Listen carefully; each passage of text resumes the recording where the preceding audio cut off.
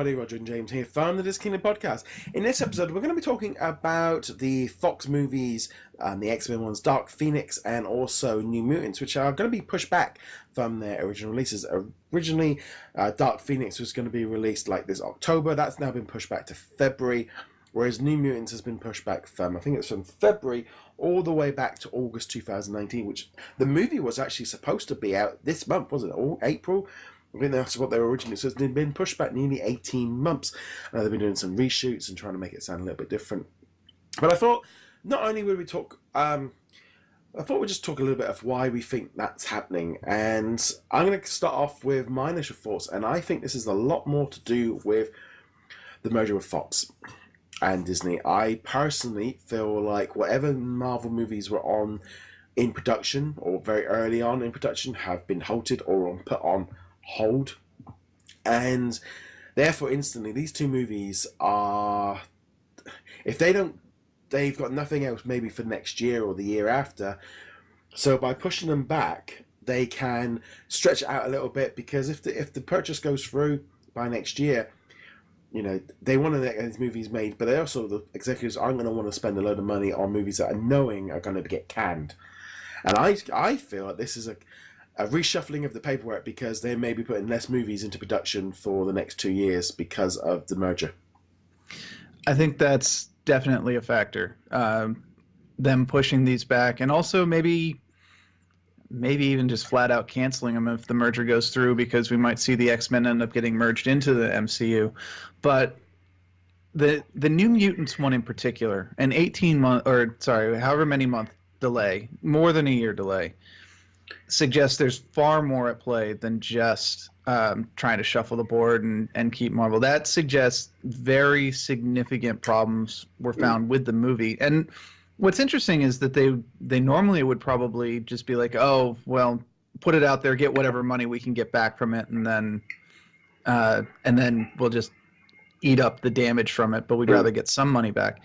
This suggests two things. One, either they really want to rework it, or not only are they getting it out of the way for the merger, but they don't want the X-Men brand damaged for the merger. And it might even come down to Marvel saying, hey, if you want this to go through properly, do not damage our X-Men franchise, even though we spent the last 10 years trying to damage our own X-Men franchise. But, you know, that's a different point entirely.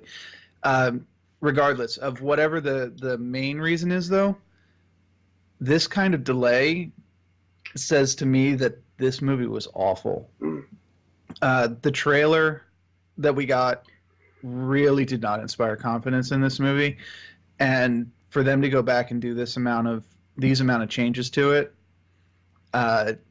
this could have been a really, really bad movie. So we might not ever even see it. It might just disappear off the radar, which I'm honestly okay with. But even if we do see it, no, not even. Just it disappears, gone completely. Never happened. But even if that doesn't happen, even if they do release it, I really hope that they are taking this time to make whatever adjustments are needed to it. I mean, this is coming hot on the heels of one of the Rogue One directors coming in and talking about their experiences with reshoots and how much they had to do for Rogue One, and apparently it really was the travesty that was rumored.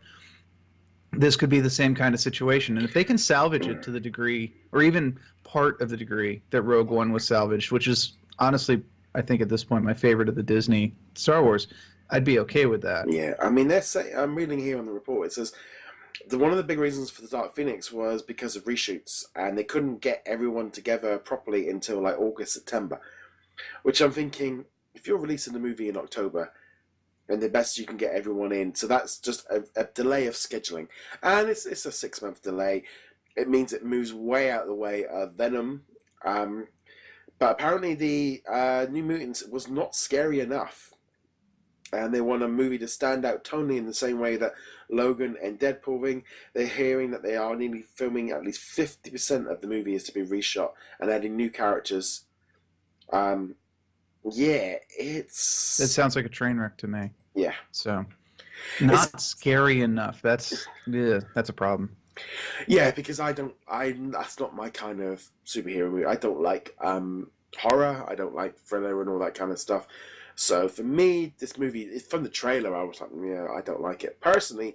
You know, with all the problems they've been having with directors for Gambit and other ones, I can't. But I'm wondering whether or not they were actually getting to that point of, right, we can keep churning out these X-Men movies, and they've done some great ones. I mean, Logan and Deadpool were two great ones, but they were almost passion projects. The standardized X-Men Apocalypse, X-Men First Class, you know, Days of Future. A lot of them, they've just been losing steam over, you know, the X. And I personally feel like this is more about the fact of the merger going through, them being in time. Because I don't necessarily think Marvel will be like this to Fox, right, pulled them, but they might be along the lines of, right, we haven't got as many movies coming out next year. We need to just stretch out what we've got, because at the end of it, I look at it like if you were buying a house, right?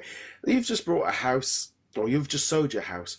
You're not going to look at your shed and go, you know what, I need to replace that shed, or I need to go out there and, oh, the garden needs completely redoing, but I've already found a buyer. But the buyer might come in and just tarmac over the lot and turn it into a parking spot. The seller will probably be, most of the time, the seller's like, I'm not going through the effort because it's just going to be tarmacked. You know, and I can't help but wonder if these X-Men movies are feeling a little bit like that.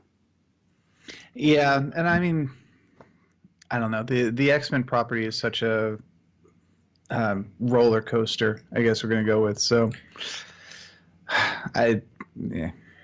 either way, but this has still, I'm not particularly interested in either of these movies now, as a large result of this, and just like, it further muddies the water. It further kind of dilutes the X brand. And yeah, there was Deadpool and Logan, like you mentioned, but they were very much exceptions rather than the rule when it came to X-Men. So yeah, personally, I mean, I would be like, scrap these movies or put X-Men back to winter 2019, move Deadpool back to November, get it away, because it just feels like that's going out in a very bad place this year with Solo, Infinity War, and also Ant-Man versus the Wasp.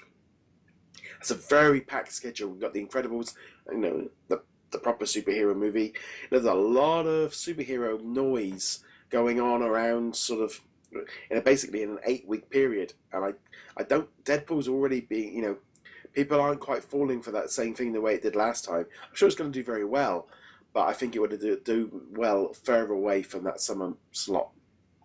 Yeah, and well, but here's the other problem. As busy as this year is, next year's going to be just as busy, and the year after that is just going to be busy unless DC and Marvel start cutting movies from their lineup or spreading them out more. If you look at the roadmaps for both of those companies and then add on Spider-Man on top of that, it's going to be packed for a very long time. So if they're moving these out of the way so that they don't get lost in the it's really not going to do anything. No. And having just sat through Justice League for the first time tonight, let's just say I can be quite happy now to the fact of just skipping DC movies, as much as I would never thought I would have said that, because I used to love the Batman and the Superman movies, watching The Flash and all the rest of it. But man, that movie was bad. It was like watching a PlayStation 3 intro to like Injustice or something. Well, here's what's really funny is their live-action wide release movies are, with the exception of Wonder Woman, quite awful. Their animated direct-to-DVD movies, minus The Killing Joke from either last year or the year before, have actually been really good. Yeah. So I don't know what they're doing there that they're not doing in the live-action movies, but they need to maybe like swap those teams around a little bit. But anyway, we'd love to know, guys, what you guys think of Fox sort of delaying a couple of the X-Men themed movies. Love to know your thoughts on it and why you think it's happening. We'd love to know your thoughts. You can find me over at DisKingdom.com. You can like, subscribe, follow on whichever platform you are watching or listening on. James, where can they find you? Find me heroiclegacy.com. On that note, guys, thank you very much for joining us. We'll be back soon. Later.